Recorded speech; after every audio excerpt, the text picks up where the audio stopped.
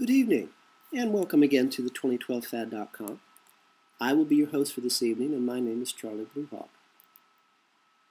Last night we talked about violence equals civilization and how it seems that only the threat of and the immediate act of violence keeps us, well, people and human beings, from behaving the way they want to behave, badly.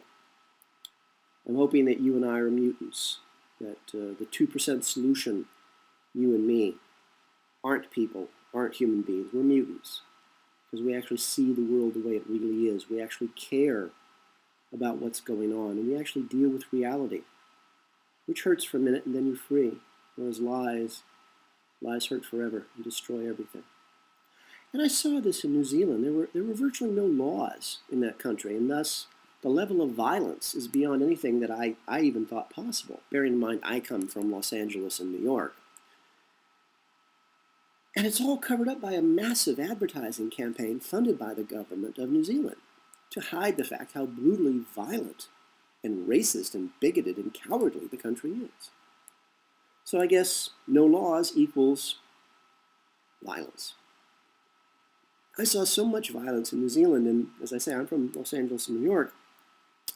I literally thought I had traveled to a different planet. I thought I had traveled to a different dimension when I got to New Zealand. Maybe I did. I have no idea.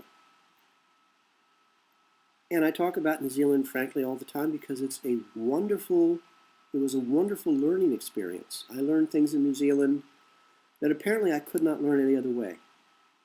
And these lessons I learned were so brutal and so violent and so cruel and so complete that I'm never going to forget them. I will never make the mistake again. And what did I learn in New Zealand? That 98% of the human race are cattle, are useless. Leave them alone. That most people, 98%, are just no damn good.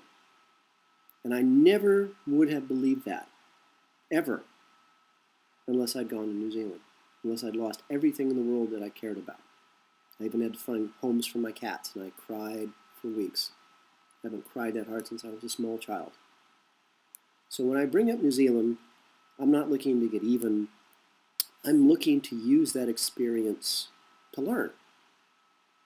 And I figured you might as well hear about it too, because I'd rather you didn't go to New Zealand. I'd rather you didn't learn the way I learned.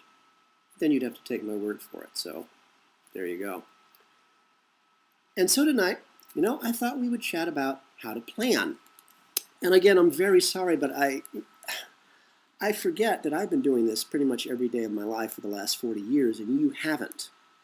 You hopefully, during the last 40 or 30 or 20 years ago, you've had a life, a family. You go to school, you go to the prom, you go to parties, you go out partying with your friends, just chilling out.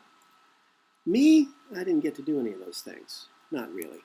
I got to do some in the theater, but I was already too broken and still a whipped dog and trying to get over all the things that had been done to me. And mostly I was just the one left behind, left out, forgotten, ignored. Unless, of course, there was work to be done, and then, all of a sudden people remembered me instantly. That, for me, that got better over the years, being a whipped dog. But the initial programming was there. And eventually I just took it for granted that I'd be forgotten. That gets tiring after a few decades. But for you coming into this now, it's almost impossible to figure out what's going on. So I thought I'd better give you some simple ideas on how to plan for your future, whatever and wherever that future might be. The first thing is, what do you already have? What do you already own? Don't buy stuff you've already got. Don't waste money. And what I mean is, what do you currently own that will help you in your future? When there are no supermarkets, no hardware stores, no shoe shops, no cobblers, no tailors, no movie theaters, and no auto mechanics. What do you currently own today that will help you? Tools for working in metal or wood or glass or plastic. What books do you own that will teach you how to dig a well, build a pump, gut a chicken, make a shoe, weave cloth, grow grain? Do you know how to brine an olive? Do you know how to dry coffee beans? Do you know how to grow coffee? Do you know how to grow sugar? Do you know how to cure a ham? Do you know how to bake a brick? Do you know how to build a kiln? Excuse me. Next, what foods do you like? You take it for granted that you have a job and a car and an apartment and can go on a fairly regular basis to the grocery store and buy all the food you like. Well, there's an easy way to tell what you will need in the future, what you need to grow, what you need to raise, to make, to build, to make your life in the future comfortable, to live with the simple pleasures of life, because frankly, and trust me on this one, that's the most important things. The simple little things. A cup of coffee in the morning with some sugar and cream. Your favorite bread and butter. A favorite piece of music. The books you love. These are important. So, let's start planning. Go to the grocery store. Stock up on everything that you think you will need for 1 week. Now go home. Make an itemized list of everything you purchased that day. Put that into your book. Make sure you've got a little notebook somewhere. Spiral bound, hard cover. Make sure those pages don't wander away. This is your planning guide. Just one book. Make a note in there. And now, just go live your regular life as usual, with one exception. For the next 7 days, you don't get to go to the store for any reason. And as you live your life, just your regular life, day by day, without going to the store, without shopping for anything at all for 7 days, you'll begin to notice things. You want a cigarette, but you ran out of matches. Nope, can't go buy any new ones, can't ask anybody for one, and your flat is all electric. How will you make fire? Okay, now you've run out of cigarettes. How will you get more? I guess you'll have to grow your own tobacco. And then you'll have to grow your own hemp so you can make paper to roll your cigarettes in. Do you know how to grow tobacco? Do you know how to grow hemp? Can you grow enough tobacco and hemp to make enough cigarettes to trade with your neighbors for the tomatoes they grow? Did you run out of coffee? Do you know how to grow coffee plants? Do you know how to dry coffee beans? So once you dry the coffee beans, how are you going to grind them? You don't have electricity, unless of course you have a little generator that runs on a water wheel and there's a little stream of water nearby. Or unless you listen to the episode on how to get electricity out of vacuum. Do you like sugar in your coffee? I guess you'll have to grow sugar cane or sugar beets, or maybe grow stevia. You don't even know what stevia is.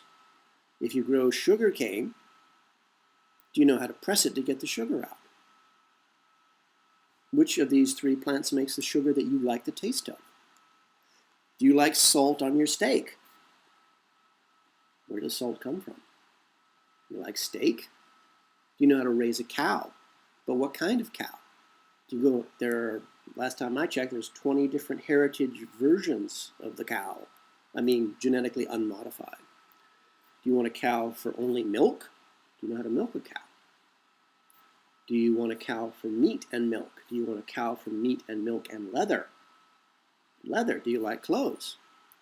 Do you live someplace that is cold? Now, that's a trick question because we just started the next ice age. Everywhere is going to be cold. And for leather, do you know how to skin a cow?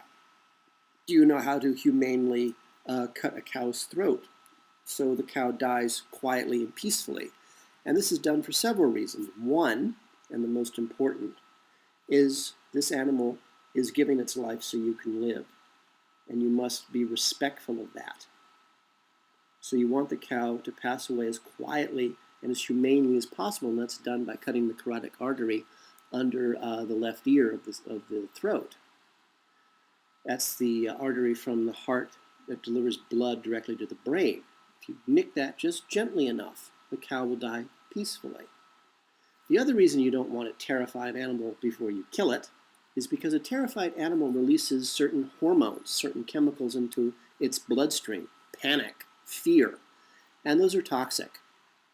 So by being humane, you're also being intelligent. Something to think about. Okay, so now you've got your cow, you've hung the cow up, you've gutted the cow, you've skinned the cow. How do you treat the leather? Do you know what chemicals you will need? Do you know how to make those chemicals? Did you know, for example, that you can chew leather to cure it, and that your teeth will soften the leather and your own saliva will cure the leather? Did you know that you had edible plants that have a fairly high sugar content, and you spit into the liquid and let it ferment? It makes a very tasty beer. Did you know that your own urine, fresh out of your body, is a wonderful disinfectant? So you see, this is easy, but the planning, the knowledge, is hard to come by. I've had 40 years to think about this, to plan it, to organize it every single day, 7 days a week. I can do this in my sleep. Me, I just figured when the time came, which is of course now, people like you would step up with the cash and we would go to work. I spent my life collecting the knowledge. I'd hoped that you had spent your life collecting money and women and decided you wanted to save both. So really, now it's your turn. You have to step up with the cash, and let's get to work. If you have no cash, figure out a way to raise it.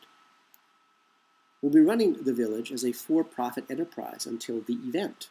We'll be growing above organic food, which is another story. We'll be training people how to do all of this. We'll be holding conferences on how to do IT and business management.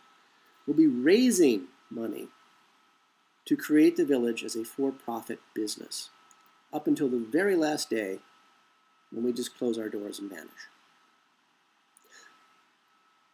But it's all up to you. I can't do this without you. For all of us here at the 2012fad.com, this has been Charlie Bluehawk, wishing you a really good day and reminding you, please, keep that one good thought.